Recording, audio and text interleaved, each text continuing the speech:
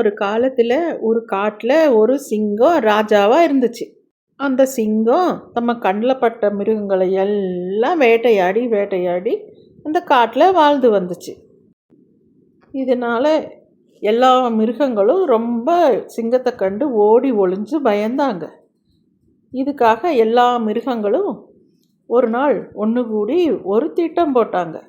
அதில் இருந்த ஒரு புத்திசாலி முயல், நான் இதுக்கு ஒரு தந்திரம் சொல்கிறேன்னு சொல்லிச்சு.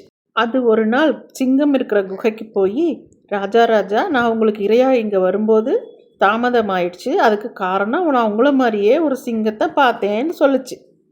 அதுக்கு கோபம் வந்தது. எங்கே காட்டு பார்க்கலாம், யார் அது என்னை போலேன்னு சொல்லி முயல் காட்டுக்குள்ளே கூட்டிகிட்டு போய் பாலடைஞ்ச மண்டபத்தில் இருக்கிற கிணற காட்டுச்சு. சிங்கமும் அதில் தன்னுடைய நிழலை பார்த்து அதில் எதிரி நினச்சி பாஞ்சு செத்து போச்சு. அப்புறம் காட்டில் இருந்த மிருகங்கள்லாம் எல்லாம் ரொம்ப சந்தோஷமாக இருந்தாங்க.